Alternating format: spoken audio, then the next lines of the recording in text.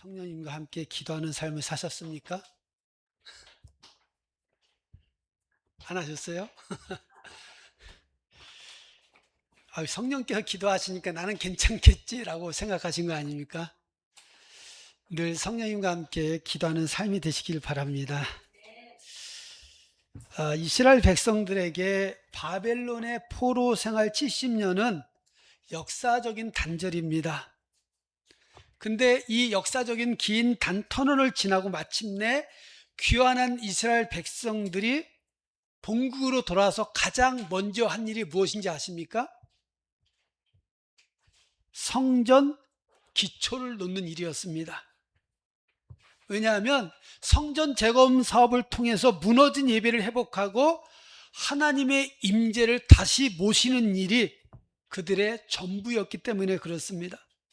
이 성전 재건은요, 나는 너희의 하나님이 되고 너희는 내 백성이 되리라는 거룩한 언약 관계가 마침내 회복되었음을 선포하는 가장 강력하고 가시적인 증거였기에 귀환한 백성들은 우선적으로 성전을 재건하는 일을 시작했습니다. 그래서 성전 기초를 놓았어요. 그러나 성전 재건 사업은 그렇게 쉽지가 않았습니다. 사마리아 사람들이요 집요하게 방해를 하는 거예요. 거기다가 페르시아 제국이 보내줬는데 또 정치적 압박을 합니다. 거기다가 흉작이 겹쳤습니다. 그러니까 백성들은 아직은 성전을 지을 때가 아니다, 그렇게 생각하고 자기 집을 짓는 데만 몰두하기 시작했습니다. 그 결과 하나님의 성전 공사는 기초만 놓인 채 16년 동안 흉물스럽게 방치되었습니다. 이때 학계 선지자가 나타나서요 성전 재건 사업을 독려했습니다. 그 사람들이 일정 기간만 반응을 하고 얼마 있지 않아서 다시 무관심해하면서 하지 않았다는 거예요. 그래서 성전은 황폐한 채로 그대로 남아 있었습니다. 자, 이러할 때 이스라엘을 이끌던 정치 지도자 수룹바벨, 이름입니다. 사람 이름 수룹바벨. 그 사람의 심정이 어땠을까요? 엄청난 무기력과 패배감, 그리고 자신의 지도력에 대한 깊은 절망에 빠져 있었을 겁니다. 멈춰버린 성전 건축 현장은요 이스라엘 백성들의 무너진 신앙의 현주소였습니다. 그런데 그것이 기초만 놓인 채 16년 동안 방치되었다는 겁니다. 이걸 보고 스룹바벨은 사방이 꽉 막힌 이 캄캄한 절망의 한복판에 서 있었다는 겁니다. 자, 이러한 때 하나님께서 스가랴 선지자를 통해서 이스라엘 백성들에게 소망과 용기를 불어넣어 주시면서 성전 재건 사업을 독려했습니다. 특별히 하나님의 일인 성전 재건 사업을 하다가 자신의 능력 부족으로 낙심하는 스룹바벨에게 순금 등잔대와 두 감람나무 환상을 통해서 놀라운 회복의 메시지를 선포하고 있는 것이 바로 본문의 말씀입니다. 오늘은 이 스가랴의 환상을 통해서 무너진 성전, 곧 우리의 신앙, 무너진 신앙과 삶이 어떻게 다시 세워질 수 있는지 그 영적 원리를 같이 나누고자 합니다. 그것은 인간의 힘과 능력이 아니라 오직 주의 영으로 세워집니다. 자, 본문에는 스가랴의 환상을 설명하고 있습니다. 스가랴가 본 환상은 순금 등잔대였습니다. 등잔대가 있는데요, 이게 올라가다가 7가지 간이 있습니다. 그리고 그 위에 7개의 빛을 발하는 그런 등잔대가 기름이 있다는 거예요. 그리고 그 양옆에 감람나무가 양옆에 있어요. 이 감람나무는요 기름을 주는 그런 나무라는 겁니다. 어쨌든 이 환상을 보여주면서 천사가 말합니다. 이는 힘으로 되지 아니하고 능력으로 되지 아니하며 오직 나의 영으로 되느니라. 믿으십니까? 여기서 힘과 능은 서로 유사한 뜻을 지닌 동의어입니다. 근데 세밀하게 구분하면 힘은 정치, 군사적 세력이나 경제적 힘을 의미합니다. 여러분, 수르바벨은요 당시 힘 있는 페르시아로부터 총독으로 임명받았습니다. 이것은요 정치적인 힘을 갖고 있었다는 겁니다. 거기에다가 성전 재건도 허락받았어요. 이렇게 정치적인 힘이 있고 또 성전 재건도 허락받아서 금방이라도 성전이 재건될 줄 알았습니다. 그러나 성전 재건은 그렇게 쉽지만은 않았습니다. 그래서 아무리 정치적인 힘을 갖고 있는 총독이라도 정치와 군사적인 힘으로 되지 않는다는 겁니다.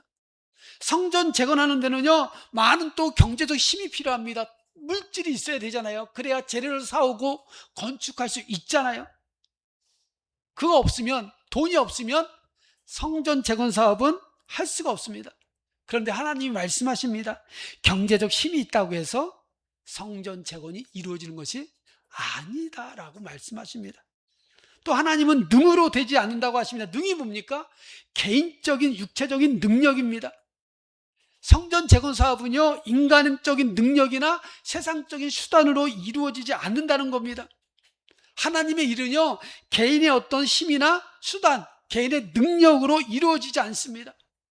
인간의 지혜와 육신의 노력으로는 결코 실패할 수밖에 없다는 겁니다. 성경에 누가 그랬죠? 출애굽기 보면 모세가 그랬습니다. 40년간 애굽에서 왕자의 생활을 했습니다. 귀하게 자랐습니다. 태양 신전에서 교육을 받았고요. 전쟁에 능했고요.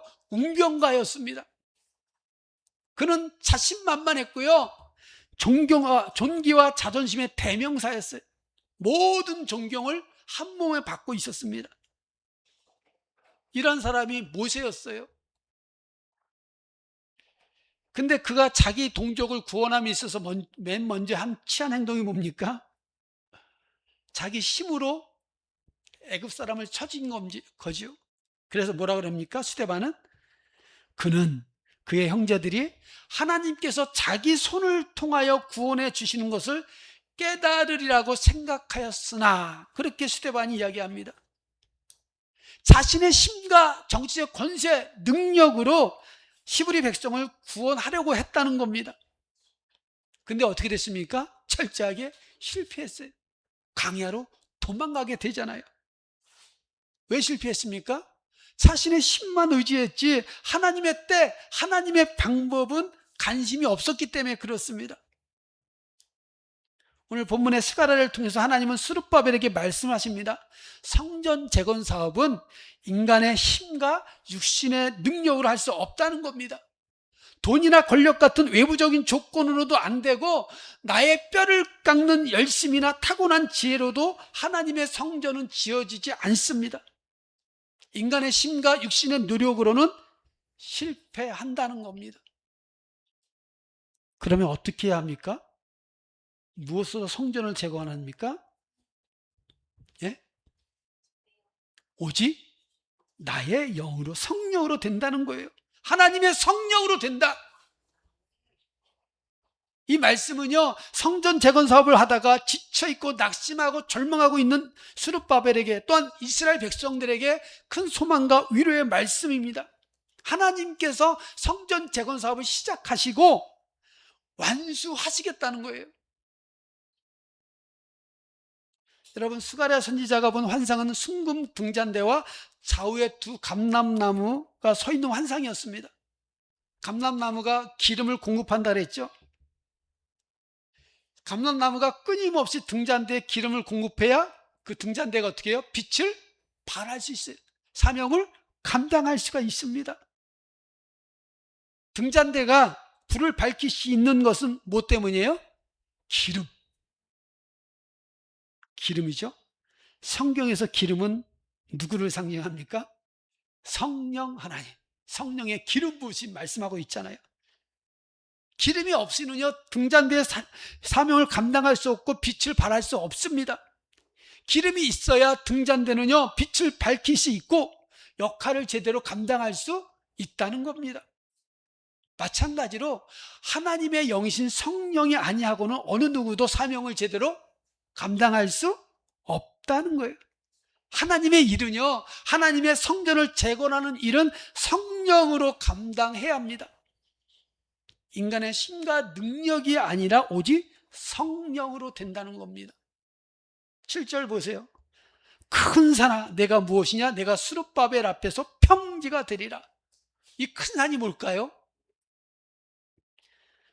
역사를 이루는데, 성전 건축이라는 역사를 이루는데 방해가 되는 수많은 장애를 의미합니다. 어떤 장애일까요? 백성들이 우리는 할 만큼 했어. 그들의 지침과 무관심, 또 사마리아 사람들의 방해, 페르시아 제국의 정치적 압박, 이게 큰 산이에요. 스룹바벨은요 그 중간에 끼어 있었고 성전은 미완성입니다. 이러한 산이, 큰 산이 스룹바벨 앞에 놓여 있었습니다. 그런데 하나님께서 약속의 말씀을 주셨습니다. 그것은 큰 산이 평지가 되리라. 아멘. 장애물이 제거된다는 겁니다. 스룹바벨에게 주의 성령을 의지하라는 겁니다. 성전을 완수하는 책임은 1차적으로 하나님께 있지 스룹바벨에게 있지 않다는 겁니다. 하나님께서 그 백성 가운데 역사하심으로 하나님의 성령으로 이루신다는 겁니다. 8절에 보세요. 이후에 또다시 여호와의 말씀이 수가랴에게 임했습니다. 스룹바벨의 손이 성전의 기초를 놓았은즉 그의 손이 또한 그 일을 마치리라. 하나님께서 스룹바벨을 사용하셔서 반드시 성전을 완공케 할 것이라는 약속입니다. 결국 어떻게 됐는지 아세요?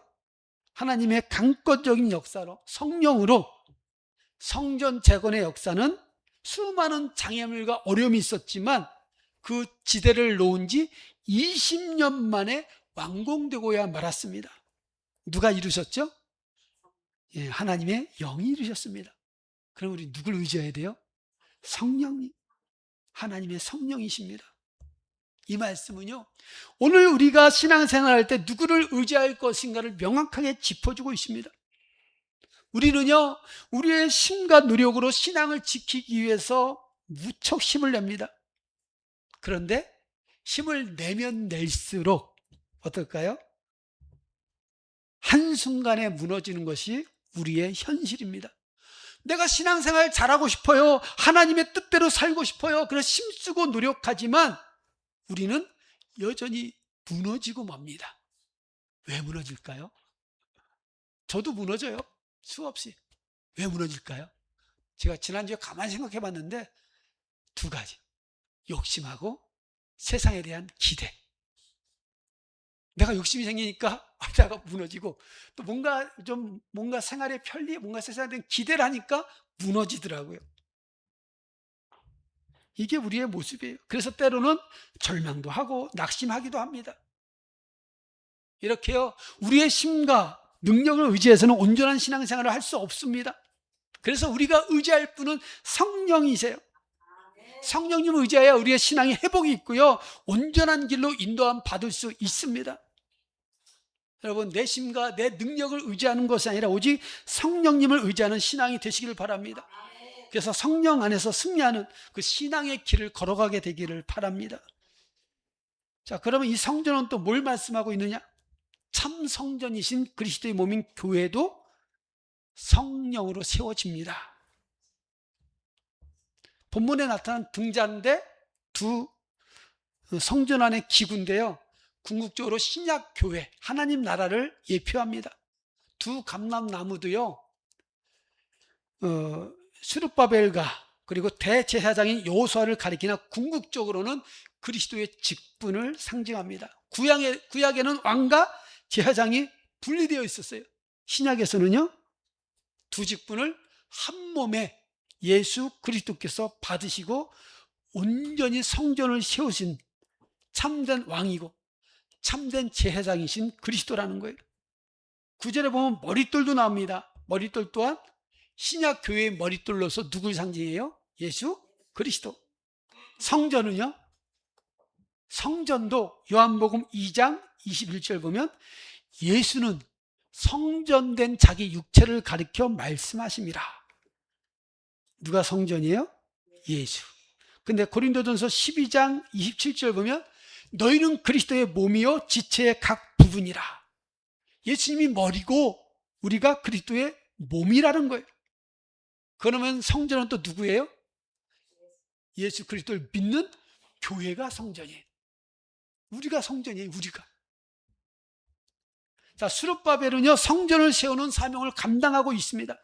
오늘날 우리는 성전된 교회를 세우는 사명을 감당해야 됩니다. 그런데 그 사명이 우리의 힘과 노력으로 능력으로 되지 않습니다. 오직 성령으로 된다는 겁니다. 여러분, 성전인 교회의 시작은 누가 시작하셨어요? 마태복음 16장에서 예수님께서 제자들에게 너희는 나를 누구라 하느냐? 그때 베드로가 뭐라고 고백합니까? 주는 그리스도시요 살아계신 하나님의 아들이시니이다. 그때 예수님께서 말씀하십니다. 이를 내게 알게 한 이는 하늘에 계신 내 아버지시다. 깨닫는 것도 믿는 것도 누가 하신다고요? 성령님께서. 고린도전서 12장 3절 보면 성령으로 아니하고는 누구든지 예수를 주시라 할 수 없다.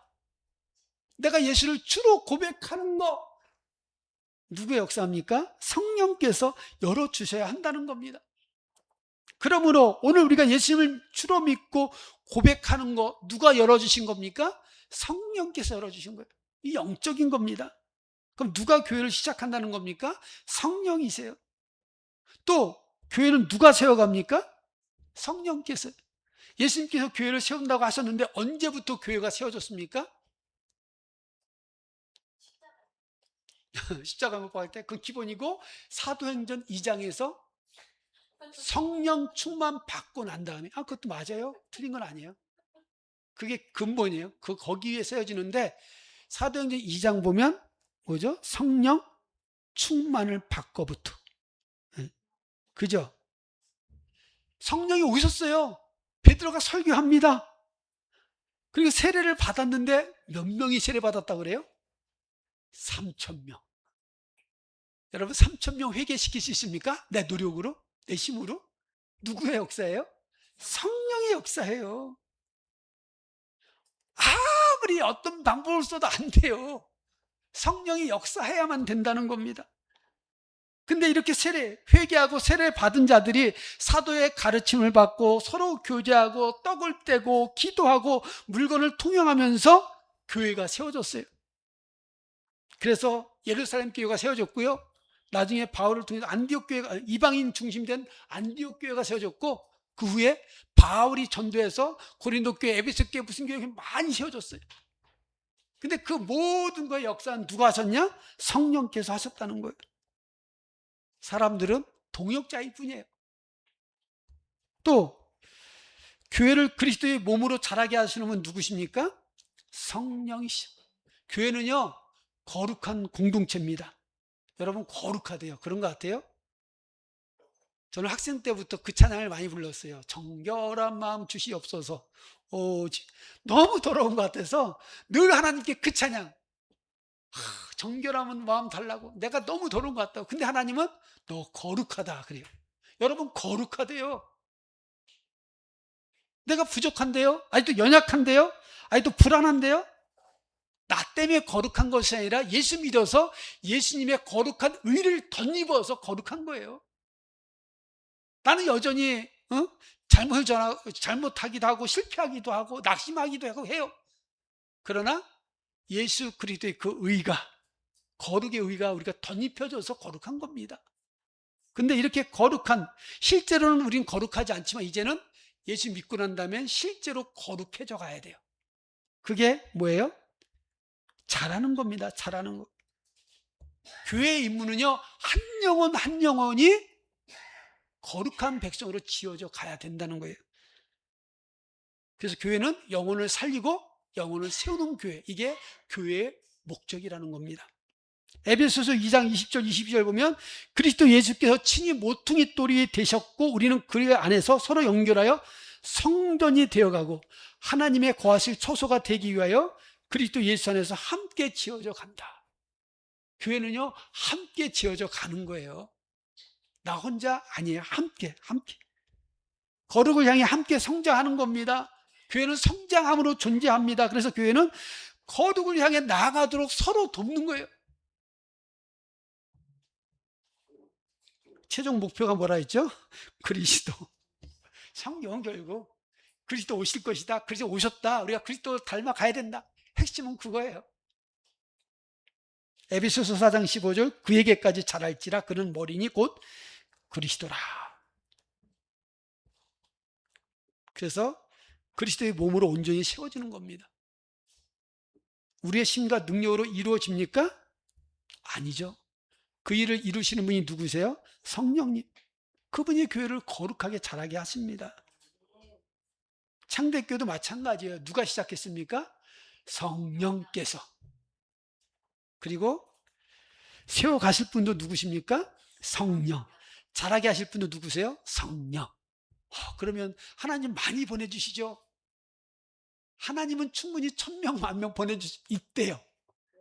근데 야, 내가 너한테 10,000명 보냈는데 구원받은 사람이 몇 사람 안 되면 어떻게 하니?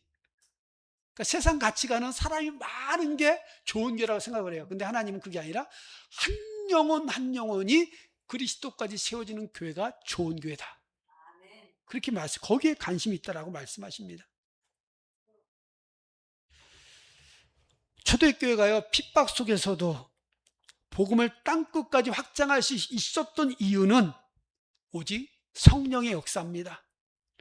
오늘날 우리 교회도요, 인간적인 방법과 지혜를 내려놓고 전적으로 성령의 인도하심에 엎드리기 바랍니다. 그럴 때 참된 부흥의 역사를 경험하게 될 겁니다. 오늘도 성령님을 의지하기를 바랍니다. 그래서 참된 성전인 교회를 우리가 함께 잘 세워나가기를 축원합니다. 마지막으로 그럼 또 어떤 성전을 세울 것인가? 제일 중요한 거, 마음의 성전을 누가 세우신다고요? 성령께서. 교회가 모임으로서 성전입니다. 그리고 그 교회 한 사람 한 사람이 또 성전이에요.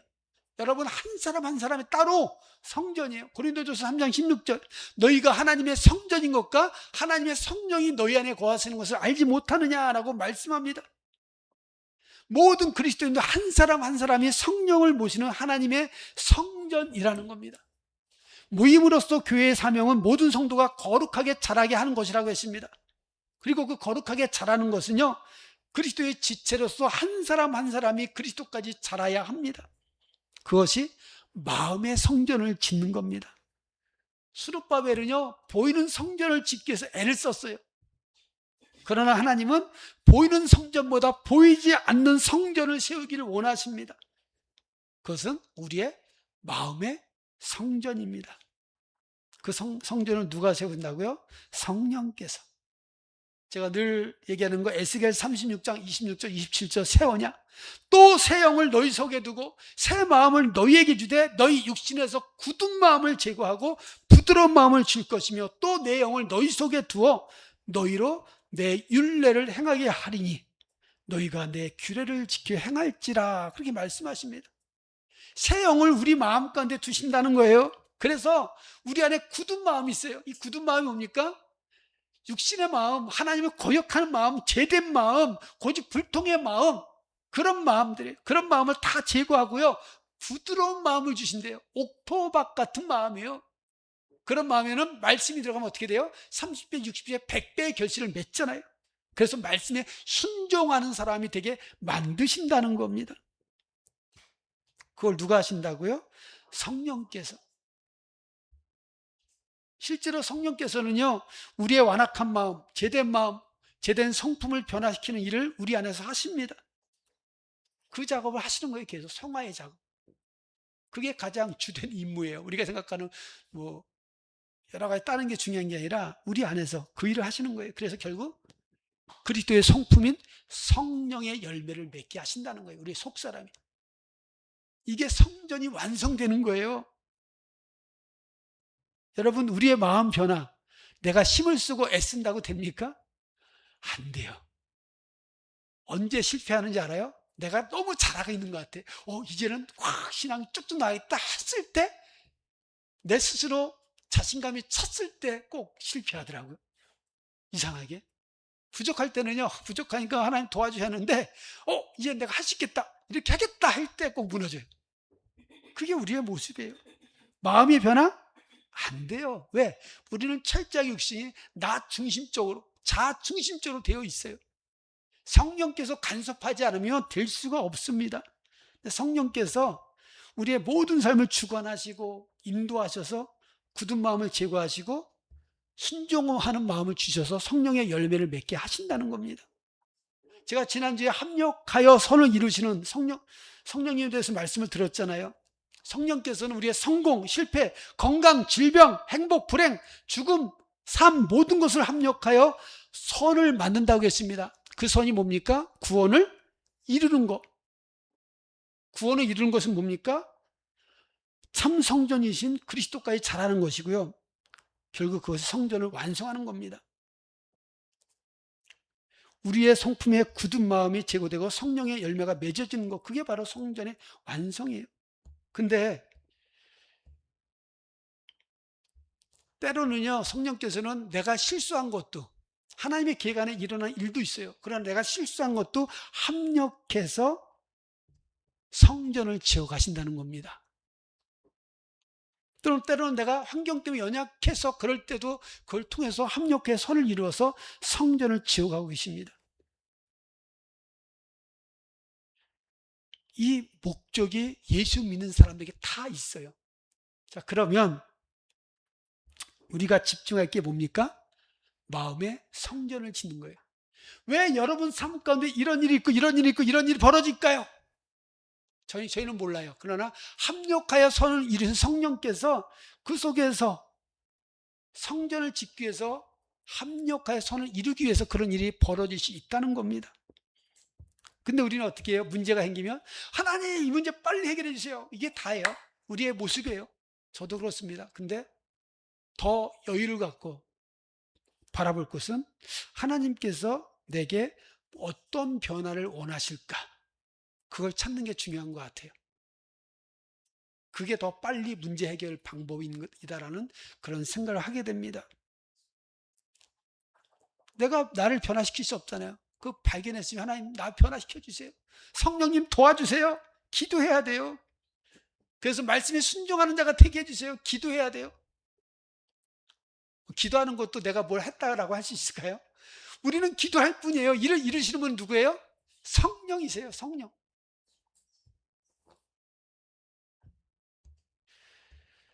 10절에 보면요, 작은 일의 날이라고 멸시하는 자가 누구냐라고 합니다. 16년 만에 다시 짓기 시작한 성전의 기초는 과거 솔로몬 성전의 화려함에 비하면 너무도 초라하고 너무도 작았고요. 작아 보였습니다. 그래서 솔로몬 성전을 봤던 노인 세대들은요, 심히 통곡하고 실망했습니다. 근데 하나님은 다림줄을 지고 있는 작은 시작을 결코 멸시하지 않고 기뻐하셨습니다. 작은 일의 시작이지만 그것이 하나님 기뻐하신다는 거예요. 마찬가지입니다. 우리 마음에 지어지는 성화의 가정이 때로는 너무 느립니다. 또 때로는 너무 초라해 보일 때고 있습니다. 반복해서 넘어지는 내 모습을 보면서 실망하기도 합니다. 그러나 성령님은 실패하지만 또다시 일어나서 걸어가는 거, 아까 찬양처럼.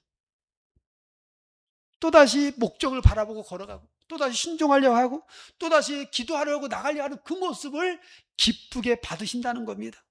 그리고 성령께서는 결국 영광스럽게 우리의 성전을, 마음의 성전을 완성해 가실 겁니다. 여러분, 성령님과 함께 마음의 성전을 세워가는 그런 성도가 되기를 축원합니다. 말씀을 마치겠습니다. 스룹바벨이 세우는 성전, 그 성전도 참 성전인 그리스도의 몸인 교회도, 마음의 성전도 우리의 힘과 능력으로 세울 수 있습니까? 없습니까? 없어요. 불가능해요. 불가능한 거 시도하려고 하지 마세요. 성전을 세우는 일은 처음부터 끝까지 인간의 공로가 철저히 배제된 하나님의 은혜고 성령의 역사입니다. 우리가 할 게 뭐예요? 내 힘과 능력을 십자가에 못 박으세요. 그리고 오직 성령의 은혜를 구하고 성령님 도와달라고 기도하시기 바랍니다. 그러면 성령의 은혜로 교회도 세워지고 마음의 성전도 세워지기를, 그렇게 되기를 바랍니다. 7절 보고 마치겠습니다. 7절에 머릿돌이 놓일 때 은총이 그에게 있을지어다. 그렇게 외쳤던 것처럼 우리의 마음의 성전이 완성되는 날 우리가 외칠 수 있는 단 한마디는 내 노력이 아니라 오직 성령, 오직 은총, 오직 은혜뿐입니다. 기도하겠습니다.